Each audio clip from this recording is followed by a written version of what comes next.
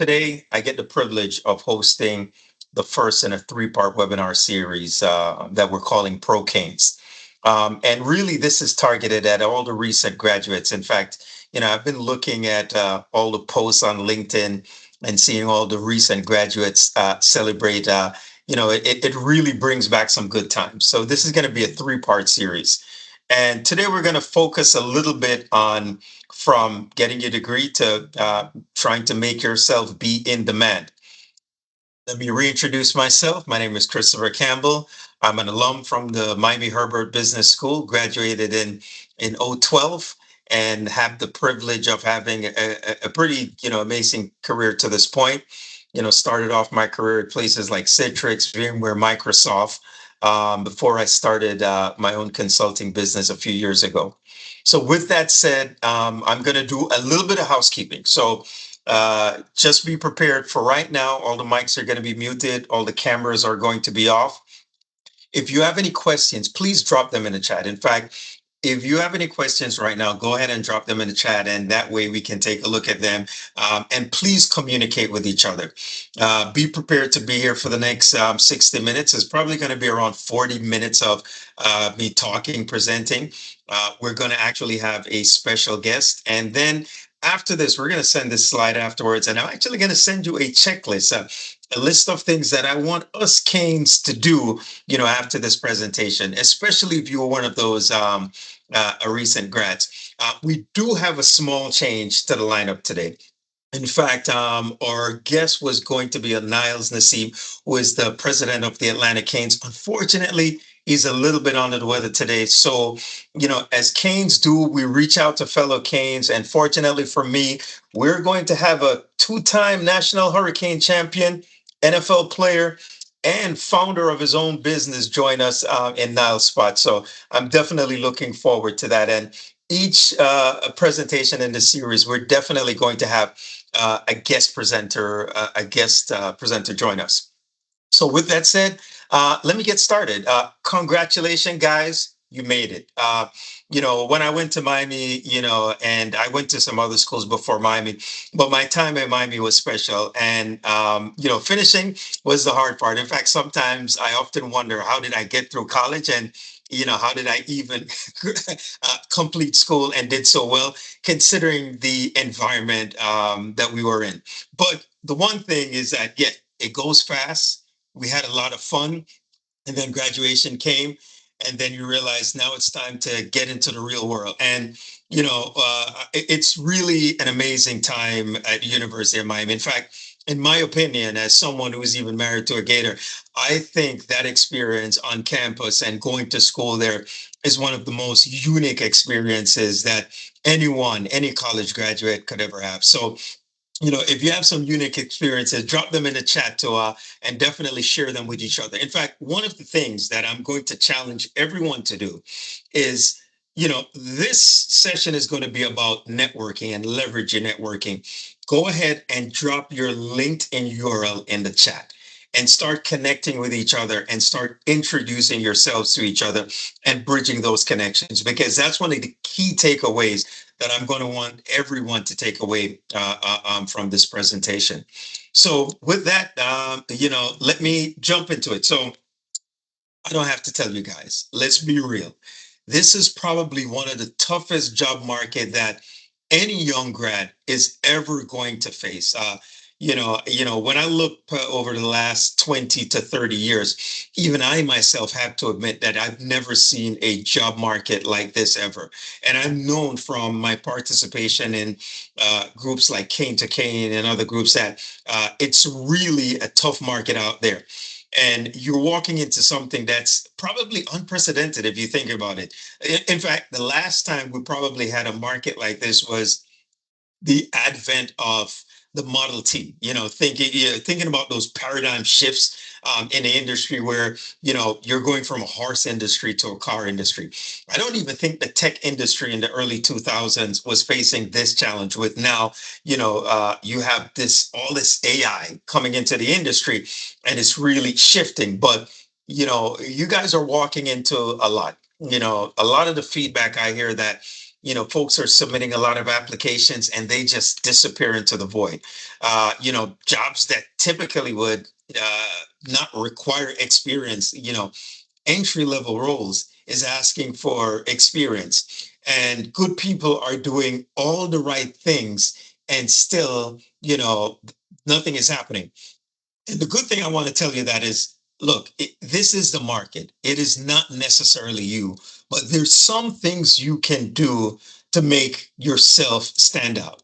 And I want you to take a look at this screenshot. And this is what the market looks like. You're going to have to make yourself a square peg than everyone out there. In fact, one of the things that, as you now enter this job market, that has radically changed for everyone is that everyone now has the same set of tools. Everyone. So for every job that you hire, you apply for out there, you got to think that there's hundreds, if not thousands, of people applying for that job.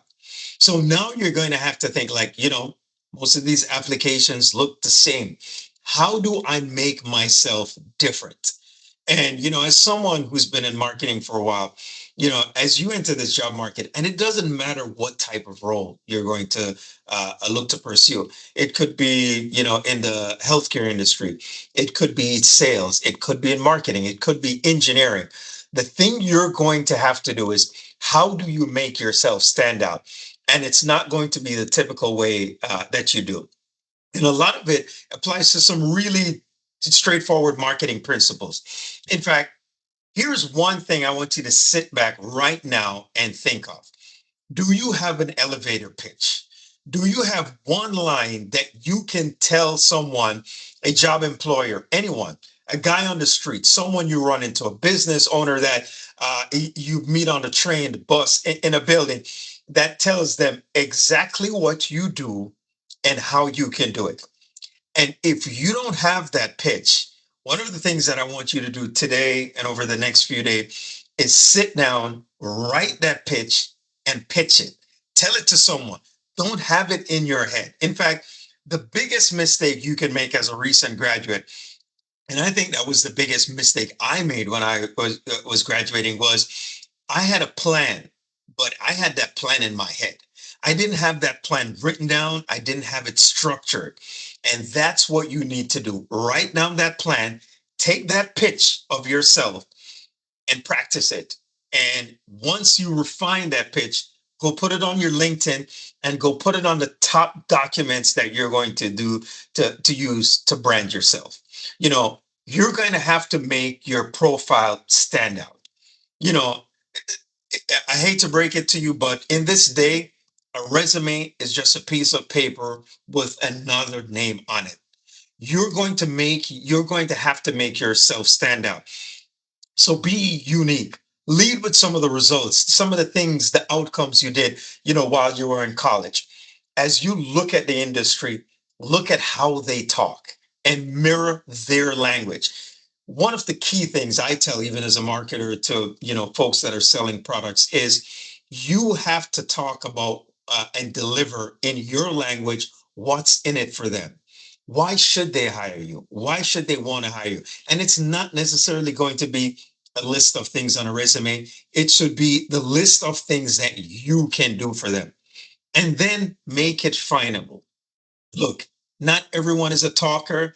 I don't ever expect everyone to go create LinkedIn videos or YouTube videos or videos on X, but go to the watering holes where the people in your industry are. If they're talking on X, join those conversations. What you want when someone looks you up or looks for you, they see you talking about content and interacting with others, whether it's in a video, whether it's in a post, whether it's in a chat group, so forth. Go to the watering holes that your industry is in. And they're varied. It could be Reddit, it could be LinkedIn, it could be X, and have conversations in those watering holes. Make people see that you have an opinion. And here's a challenge, especially for some of you younger grads. We've been on social media all of our lives. What does your social media profile reflect about you?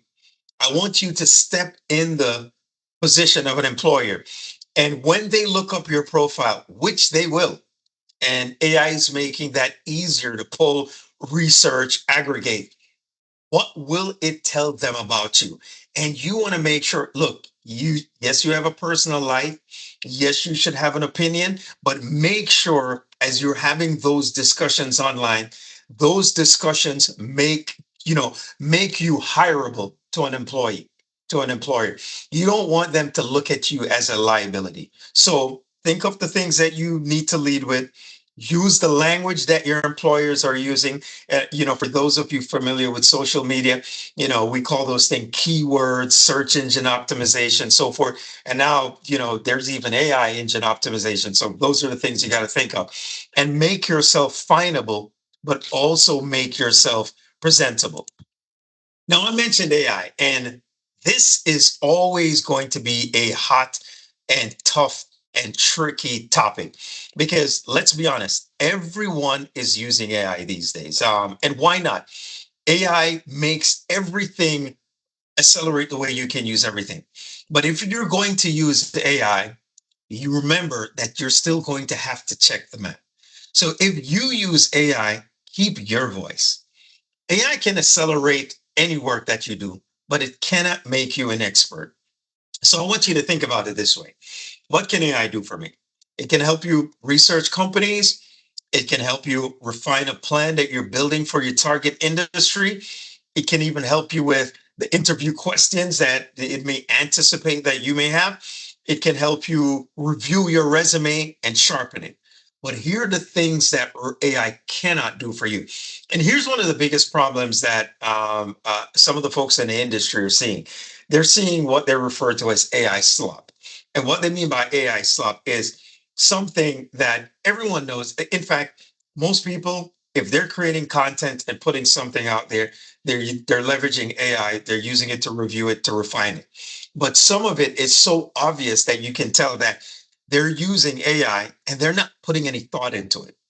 In fact, one of the best descriptions I've heard someone say is if you're using AI like it's Google, it's a mistake. You have to use AI like it's your personal assistant. Meaning, if you talk to AI, you can't say to AI, build me a resume. What you have to say to AI is, I want you to build me a resume for this industry. Here's what I've done. And you should literally give it like a laundry list of all the things you've done over the years, the things you're an expert in, the things you have accomplished. And after it gets a page or two of your input, then it refines it. It can help you refine it and using your voice, create a resume. See, that's the way you have to use AI. You can't use it like it's Google. You have to use it like it's a personal assistant. And by the way, one of my favorite AI tools that you can utilize to help you do that is Whisperflow. If you've never heard of that tool, I say go download it today.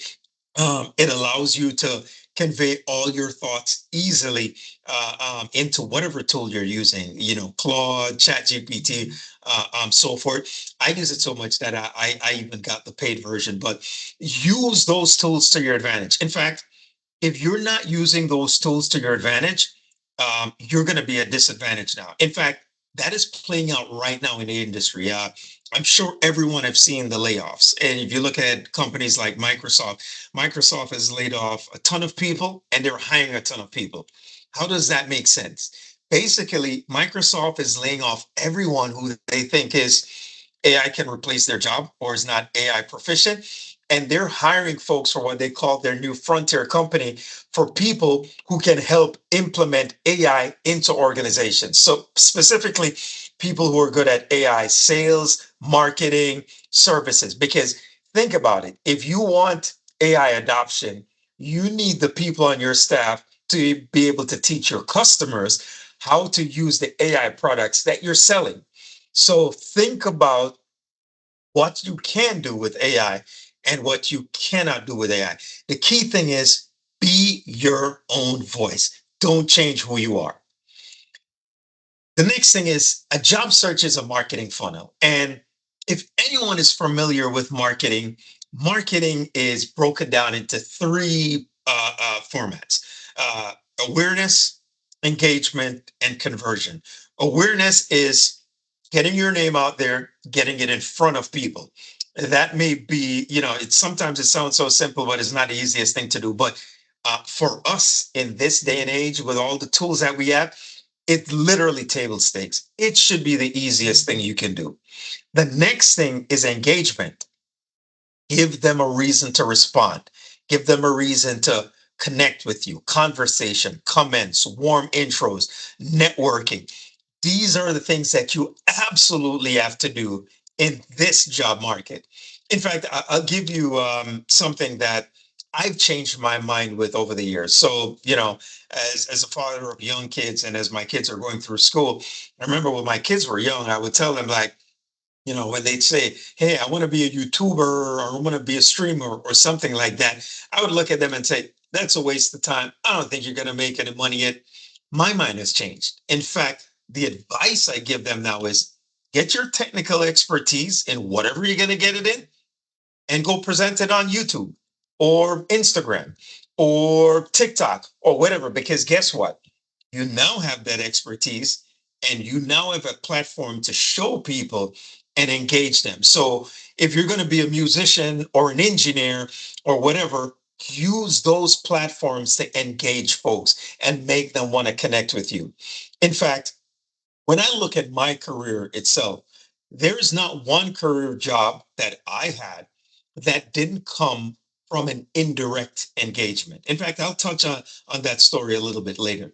And then conversion. The conversion part is getting that interview, getting that offer. So all of these things build upstream from it. So awareness, engagement, conversion, and have a plan. Like write it down, document it, and then execute on it. It's one good thing to have an idea and a strategy, but you want to create a system and a process that is repeatable and executable. In fact, one of my favorite terminologies that I like to use is that process and agility are not mutually exclusive things. So yes, you can be agile and do a lot of different things, but create a process around it that you can execute on. And here's the thing: these rules will travel with you. These are the habits that keep you in jobs and roles long after you find your first job. One of my favorite quotes that I love dearly, comes from Colin Powell. And Colin Powell says, "There are no secrets to success. It is the result of preparation, hard work, and learning from failure." And I heard him deliver this at a speaking at a Gartner event, and I literally took that down and I printed it out and I stuck it up on my wall, because what that reminded me of is that you could work hard, you could learn a lot, but you also have to prepare and you also have to learn from failure. Don't take failure as a negative. Take failure as, I now have a list of what not to do. I now have a point or a reference point of something I should not do again. So learn from failure and embrace it. You know, Michael Jordan said it best. Everybody sees the shots and the game winners that he won, but there were so many that he didn't make and so many games that he did lose. So here's some other rules. Market yourself. And look, I want to hammer this point home. No one is going to run this market campaign for you. You can't reach out to someone looking for a job or an introduction and have them do all the work. You want to be prepared. You want to reach out to someone and say, "Hey, you know what? These three people are in your network. I would like for you to introduce me to them. I have three canned messages that you can use so that person doesn't have to think of what should I write to this person about this person." Market yourself, have a plan. So decide what you're going to be known for and start saying it consistently. Develop your online presence. If they search for your name, what will they find and will it make the case for you? and then manage your brand. You are now a brand. And even unless you're totally devoid of social media, if you have a social media present, you already have a brand. So I want you to think of every comment, every post, every reply you have. The internet is forever. It is part of your record and it is part of your brand. So manage that brand carefully. The next thing I want to talk about is, and I was guilty of this a lot, prepare, practice, and then perform. So research the company that you're going to be in and the people that you want to talk to and what you think is going to be important to them. Practice those things out loud with yourself, with other people. And then when you show up to those discussions, you'll be able to knock them out the park. I want to tell you something that you may not realize if you're not knee deep in the AI industry and the tools that they're making. As much tools as they make for folks to cheat in interviews, and yes, they make those tools, companies, and I know this for a fact because I've helped those companies with their marketing. They're companies that make HR software that could tell if you're reading from another part of the screen or if your eyes keep darting away from the interviewer, or if they give you a coding interview, if you're trying to write something else and then copy and paste it from a form. So let me tell you, most companies, you're not going to get away with cheating an interview process. In fact, most of the interviews now for a lot of companies that hire a lot of people, the first wave of interviews are AI interviews. It's an actually not even a real person. It's a person triaging you and seeing how you interact and answer those questions, and then determining, do I want even want to get this person in front of someone? And the reason why they're doing it is because there's even people performing fraud. Like there's people doing interviews for other people, so forth. So as much as AI can help you, think about the companies that are using AI to protect their investment. And hiring you is an investment. Because I want you to think about this. You get hired, they're going to onboard you, hire you for years. If they have to fire you, they're going to have to give you a severance package. They want to make sure that they get a return on their investment. And they don't normally get that for a year or a couple of years as you ramp up in the industry. So they want to make sure that their quality of hire is at the utmost level. Then the next thing I want you to do, and you know, I didn't do this until I was knee deep in my career. My very first career job, get better on purpose. And here's my challenge to each and every one of you. I remember when I was working at Citrix. It was my first career job. Man, I was doing good. I started off as a tech support engineer, and I thought I was blowing it out of the water. And I remember, as a young guy, and keep in mind, this is like, late 90s, early 2000s, kind of still in the hip hop era. Uh, you know, I remember, thinking that my knowledge would save me. So I was going to work thinking I'm doing everything right. And I remember applying for a technical account management role. And I got turned down 3 times for that role. And I remember thinking to myself, "Oh man, they don't want to hire me because I'm a young guy and blase blah and all that stuff." And I remember looking at my colleagues around me, and to this day, the colleague that asked is turned out to be one of my closest friends now to this day. And I remember asking him, like, I remember saying to him, like, "Man, they're just biased against me. They don't want to hire me." And he said something to me that changed my perspective forever. He's like, "Chris, man, you look like a hip hop kid coming into work, man. Why would they hire you for a technical account manager job? You want to get hired as a manager? You probably should look like a manager." And I remember saying to him, "Oh man, that's bull crap. That's not going to work. But you know what? I'm going to test your theory." So instead of Timberland boots and baggy jeans and my oversized t-shirts, and keep in mind, I grew up in a family that, I used to have to dress up on Sundays and all that. So I knew how to put on some professional clothes. And I remember thinking to myself, whatever.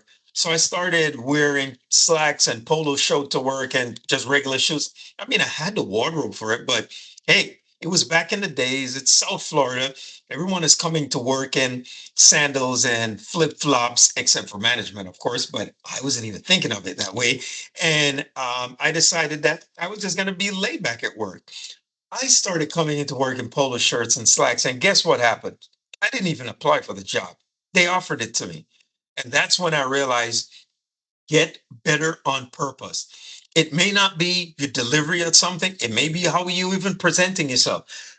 Fix your deficiencies. I was mad at that guy for giving me that criticism, but after it worked, I embraced it. So learn how to take criticism and feedback. So as you use the cane to cane network and those other platforms, if someone is giving you some tough feedback, listen to it. It's free coaching. I'm not going to say that some people don't offer feedback and they're just being unnecessarily harsh, but take that criticism and leverage it. Use it to think about it this way. If the criticism is going to make me make more money, why not take it? And then this is the other thing that I realized after I got that technical account management role. Find a mentor. I realized that I didn't have a mentor. Like I was just winging it myself. So I went throughout the company and I went throughout, family and friends, and I found a few people who were steps ahead in their career, who had done what I'm trying to do, and I started to get feedback from them. And I can tell you, man, some of that feedback was rough. They would tell me things like, you got to present yourself this way. Sometimes don't over talk someone. Be quiet in some of these situations. And those are some of the things that even to this day, I have a checklist of things that I work on, and I consistently ask people for feedback. And the reason being is whether it's random people or your mentor, if that feedback is going to make you better, take it.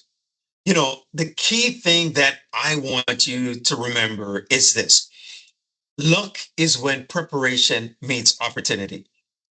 So if you can get lucky or you can create luck. And most of the times it's not going to happen. As I mentioned before, every career job I've ever had. In fact, almost every client I've had, most of my clients in my business, is because I was prepared so that when an opportunity presented itself, I could talk eloquently about it. I had an elevator pitch. I had a plan that I could deliver on that. If you're waiting for the last minute to put together that pitch and plan, AI is not going to help you. It's going to produce some slop that it's going to make it obvious to everyone else. So luck is when preparation, meets opportunity. You know, I want to talk a little bit about your approach to this industry and how it should be. If you read any and every post out there, whether it's on LinkedIn, whether it's YouTube videos, whether it's on X, the key thing I want to convey to you is build a cheese board and not a buffet. And what I mean by that is, yes, you may get lucky if you send, 200 applications to 200 companies. And, putting your resume everywhere may feel productive, but I can tell you it is not. You are just another face on a paper. Don't get me wrong. There's industries where that may be applicable to, and those are really even, pre-college entry level type jobs. But after graduating with a UM degree, you want to make sure that you build a cheese board. And I want to give credit to, I had a colleague that I worked with in a previous role, and he now works at Cisco. And he was the one who actually gave me this cheese board idea. And he's like, map the companies that you want to work at, and then map the people or the roles of the people in the company that you should need to talk to. Let's just say in my case, it's marketing, and I want to apply for a marketing role. You want to list the top companies you want to work at. Then you want to research them, like, do some market research and figure out, if I was supposed to get this job, who are the people in those roles that I would need to talk with, get acquainted with, get on their radar, and look for them. So let's just say you're a marketing manager, look for the people who are other marketing managers. So get their opinion. Look for the people who are leading marketing teams. Look for the people who are leading marketing organizations. And this is where now you can reach out to multiple people and ask 5, 10 minutes of your time. I'd love to have a virtual cup of coffee with you, learn more about the company.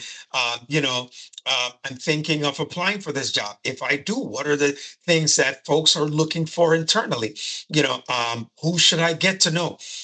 When people see that level of preparation, those are the people that they are interested in, not the people who put out 10 different, multiple different applications. In fact, if you're doing like even multiple applications for one company, stop it. You got to think to yourself, like, why apply for 10 jobs at the same company? They have all we AI data. They can just look you up and figure out, man, this person is all over the place. Why would I want to hire them? They're not interested in one thing. They think they can do everything. So be focused. In fact, in most cases, if you can, have a discussion with someone before you even submit an application. So build a cheese board, build the companies, build the people inside them that you want to talk with, look them up on LinkedIn, reach out with them. And this is where you get to leverage your Canes network. And trust me, it is deep. Just as I was able to, within 3 hours, get a guest presenter on this call, if you have a network, you can look at it and say, hey, in fact, I would challenge you to do that even with me. Hey, Chris, I noticed that you are connected with this person at Microsoft who is in marketing. Can you introduce me to them? Happy to do so. In fact, I could tell you this. Your Kane, we're unlike any other network out there. Canes bleed for Canes. And if you reach out to a fellow Cane, I have not experienced in my lifetime yet. Some Canes are busy. They may not be able to respond. Sometimes they get a ton of requests. But in my experience, I would say over 90% of any Cane that I've ever reached out to have had a conversation with me or made an introduction for me. So definitely leverage your Cane network. It's valuable. In fact, I'll touch a little bit more into that. So here's some of the things that stall people. And definitely make a note of this. In fact, I'll definitely send out a checklist after this that I want you to keep handy for yourself. Um, Few things to remember: spraying instead of targeting, trying to do a million, hundreds of resumes instead of focused, trying to network only when you need something. In fact, network just the network. Build relationships with people that you may not even need it from, because you never know when you'll need it and you never know who they're connected to. Um, a generic resume or a basic profile out there. Look, it could belong to anyone. Uh, craft your brand and really update that up there. And then the last thing is sleeping on your alumni network. Thousands of Canes will take the call, but most people will never make it. So make sure you leverage your Cane network. And with that said, man, I have the privilege to introduce a special guest. In fact, I'm going to turn over the camera and the mic to him, man. This is Ryan McNeil. And, a little bit of background on him. He's a former Cane, he's an NFL player, and he's also an entrepreneur. But I'll let him introduce himself, talk a little bit more about what he does and share with you some insights on, as he was navigating not only his professional career, but later on entrepreneurship, on what are some of the top things, he wished someone would have told him back then. So let me get this ready and hold on for me for a few seconds here while I give the controls here to Ryan. So one sec.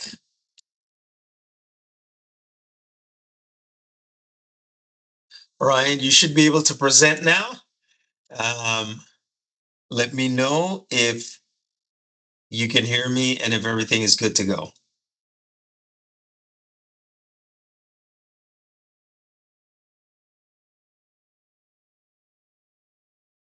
Can you hear me and see me?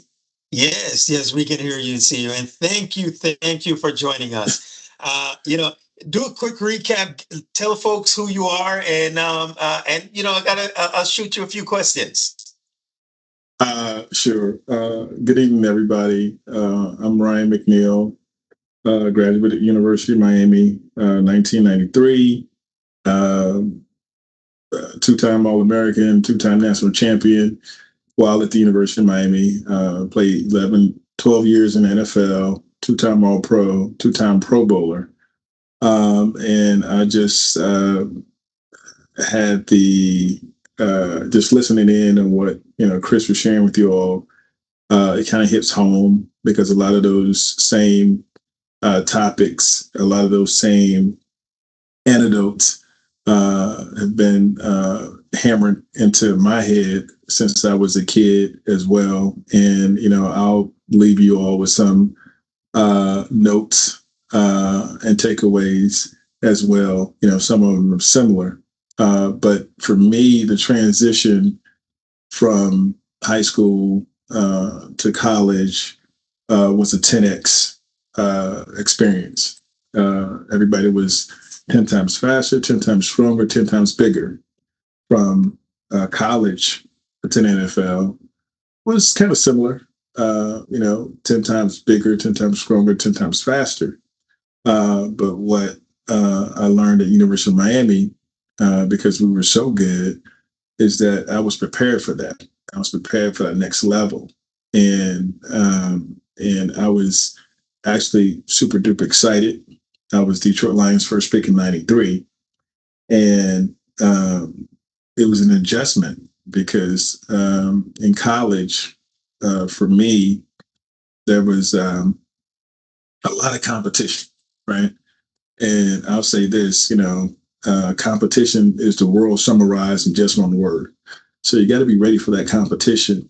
And when I got to Detroit, I was ready for the competition because that's how I was, quote, that's how we were made.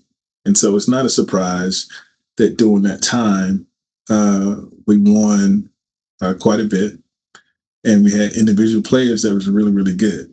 So when I left University of Miami and went off to play in their respective cities for their new teams, they were successful there as well because we competed against each other in everything, right? For example, we would compete in marbles, dancing, eating, basketball, racing, you name it. We competed in everything. And what Chris has shared with you earlier is, the synthesis of that. You have to be prepared to compete, and you've become educated already, right? But the education doesn't stop, right? You got to continue to learn and be open to learning and everything. I was always a curious soul, and so once I left the NFL, retired from NFL, um, I embraced my inner geek. I started a few companies, but the latest one I'm focused on now is called SportsID. The best way I can explain SportsID, ladies and gentlemen, think of it as the LinkedIn for sports, uh, but with analytics, statistics built into the profiles. Our goal is to be able to qualify, quantify, and identify everything and everybody in the sports ecosystem. There's people, places, and things. And that's what we're working on. That's what we're building. But I take a lot of the learnings from uh, my college career. And when college, I mean, going to class from my professors, as well as my athletic career. And that has helped tremendously. Um, and so, Chris, I'll be happy to answer any questions you have. And then I have a few nuggets to share with tonight's audience as well.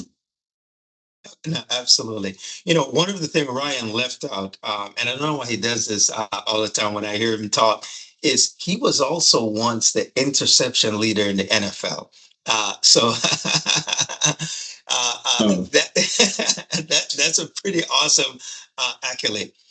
Ryan, as folks get prepared for this new paradigm shift with AI in the industry, and you see it a lot with the organization that you're building, and the way how you hire whether it's interns, whether it's employees, you talk with partners.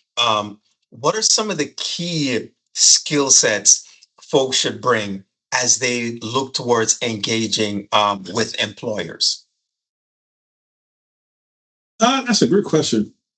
So, as an employer, and I've been an employer for a while, one of the main things I look at, in addition to resumes, in addition to letters of recommendation, um, I try to find problem solvers, right? And that's one thing that I had on my list to share. You know, when you go into interview a company, be well versed on the things they do well and the things that they don't do well. Because if I want to bring on those individuals with the skill set of being able to problem solve, right? Because I'm expecting you to maintain what we're doing already, but I'm also too expecting you to find solutions for problems that we have, pain points, right? And one of the things as a startup, and being the founder of a startup, you got to go always go out and get customer discovery, right? Talk to customers. What's their pain point? What do they want to improve? And one of the things that you have to kind of reverse that with the organization. Hey, what's their pain point? What are they trying to improve? What can you bring to the table? And you always got to place yourself in different scenarios. If you was already in that position that you're looking to fill, what would you do differently?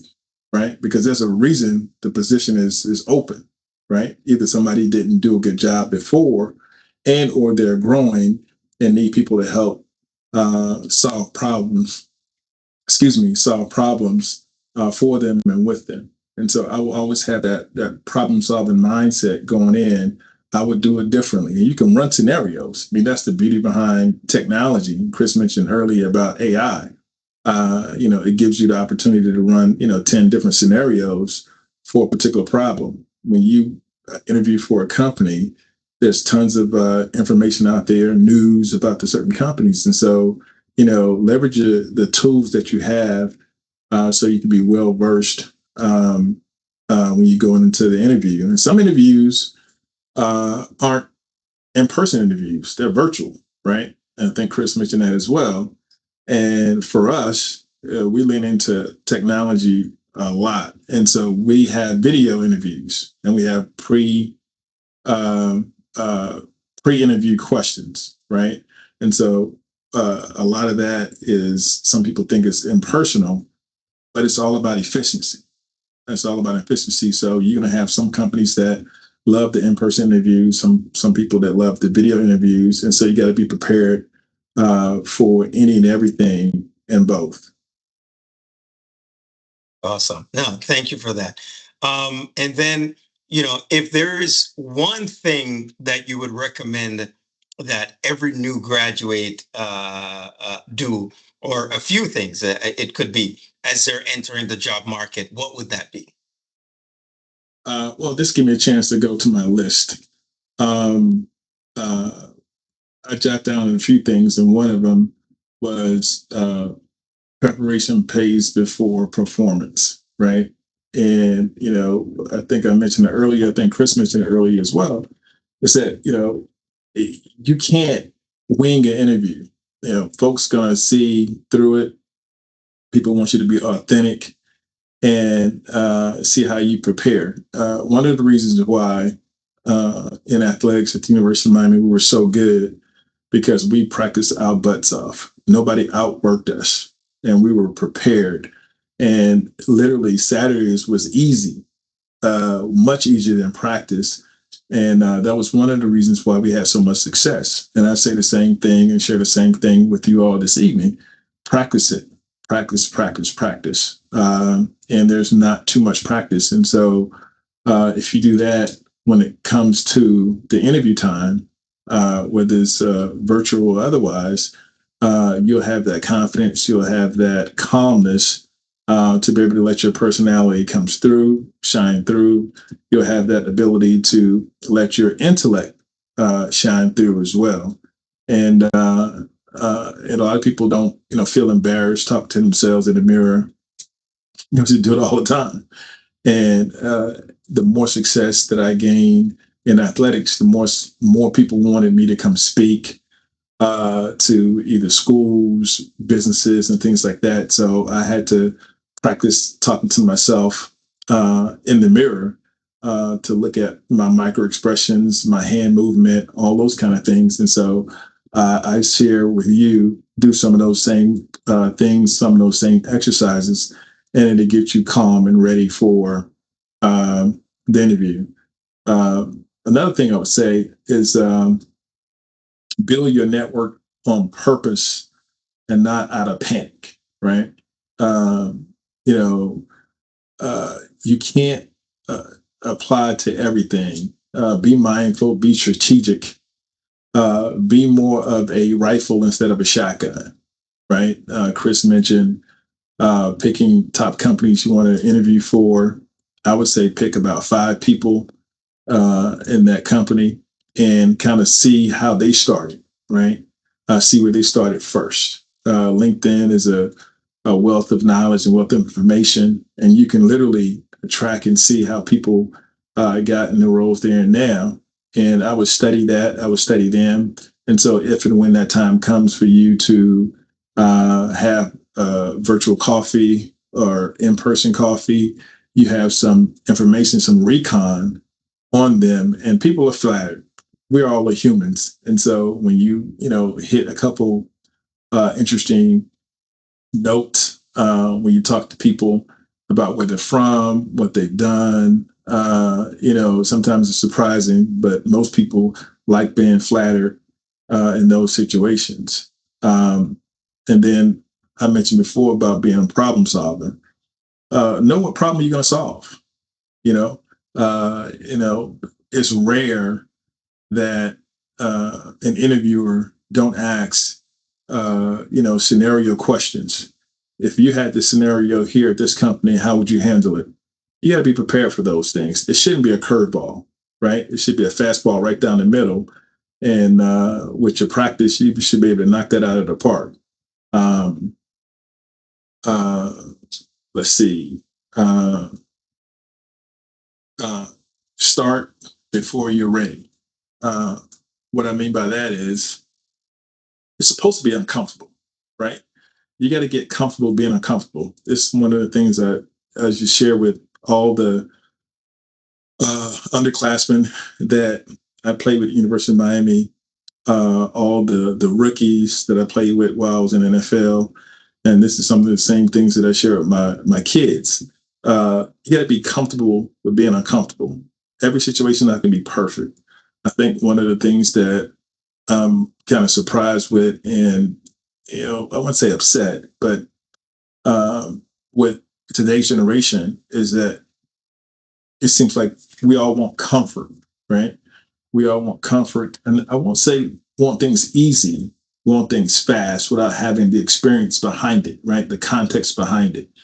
And I think that uh, once you become comfortable with being uncomfortable, you're going to be fine.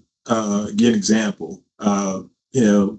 Waiting in the waiting room if you have an interview. It's supposed to be at 1 o'clock. It's now 2:30. What do you do? Do you stay? Do you go? Uh, and Did they forget about me? All those scenarios. And some companies do that on purpose. Some companies do that by accident. But you got to be comfortable, in your own skin and comfortable being uncomfortable. We have a saying in sports: "Don't play scared." And I'm sure you all have probably heard that before. What does it mean? It means trust your education, right? Trust your education, believe in your talents, and that you earned your degree, and you want the opportunity to showcase what you can bring to the table. And last but not least, I would say this: uh, don't try to be perfect at everything. Having a career, hopefully, it'll span decades. The expectation is not for you to come in and be proficient in everything. Start with your superpower and then work your way around to your deficiencies. And if you can do that, I think you all will be very successful in whatever career path you choose. Um, as far as the entrepreneurs, there's tremendous opportunity. The job market itself is not the best.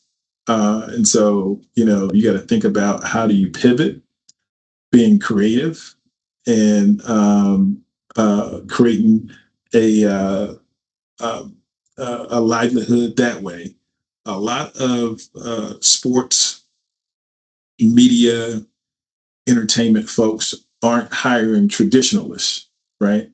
The sports space is going outside, hiring data scientists, hiring people who aren't connected to sports. Why? Because they want a different way of thinking. They want new ideas, fresh ideas. And so if you was a science major, that could be a role for you in sports. If you was a media major, could be a role for you in sports. They're looking for, and this is across the board, different thinkers, right? Even colleges and universities don't want the straight A student that got a perfect score in the SAT or ACT. They're looking for different. They're looking for new. They're looking for fresh. And I think University of Miami has prepared you all for the world, and don't be afraid. And last thing I would say is what Chris mentioned. It's like leverage your network. That was the one thing that I would always try to do, no matter what team I played on, is find out who was the decision makers in the room, make sure I met them. If I'm going to sacrifice my Tuesdays are historically the day off in the NFL. You want me to go visit the kids at the school, the kids at the hospital, the senior citizens? Fine, no problem. But who are the decision makers in the room? I made sure they was a part of my network. Awesome. Awesome. Thank you for sharing that with us, Ryan. Man, you've dropped some really great nuggets that we can all learn from. With that said, let me get through a few things before we wrap up. And thank you guys for everyone for being patient. So here's a few things that I want you to start today.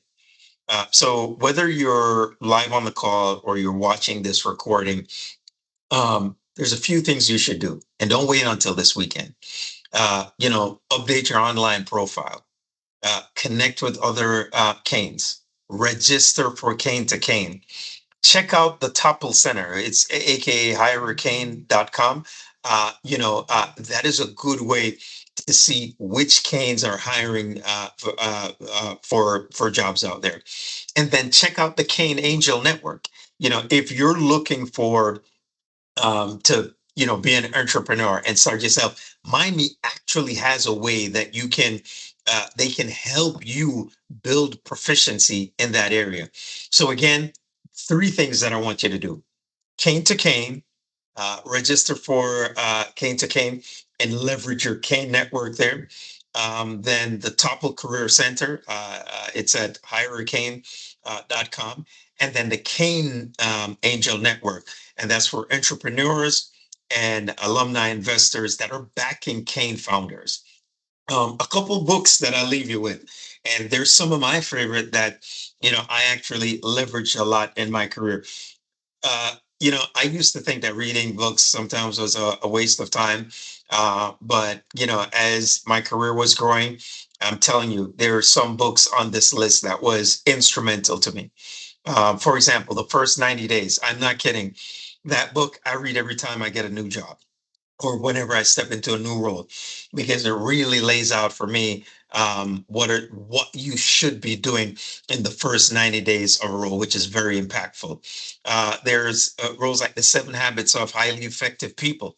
Um, I read that and it made me realize, and this was not only professionally, personally, having, and Ryan said this well, be uncomfortable. Having uncomfortable conversations and discussions and finding out, this is something I can improve on. Oh man, I gotta do that uncomfortable pitch to myself in the mirror until I get it right. Because if you don't get it right in the mirror, it may be tougher to get it right when you're in person. So those are some of the things that you want to do. I'm definitely gonna, open up for a little Q&A. But before, I get to that, a couple more things that I want to mention. And Ryan said this best again. I want to reiterate some of the things he says. Practice now. I don't know if any of you know who Valentini Rossi is, but he's 9-time MotoGP world champion, one of the best bike riders out there. And one of the things that stood out to me that I heard him say some years ago was, once the race begin, it's more difficult and there is never that much time for testing. And what he means by that is, once you're in the race and things are coming at you fast, it's hard to then go prepare, plan, start doing the preparation and the plan now. Because as soon as you get in the race, you're going to have a million things that are coming at you that you're going to have to address and handle. So you want to prepare, plan, practice, and do the difficult things early on. And then the series, you're going to be able to watch this on demand. I want you to, you can catch the whole series. Uh, this should be available to watch on demand by tomorrow. And then we have a next session coming up on August 12th and a next session on September the 9th. And, selfishly, if you're in the Atlanta area, I definitely want you to follow the Atlanta Canes, whether it's our LinkedIn, Facebook, Instagram, X, and where we have some upcoming events. Just check it out on our website, so forth.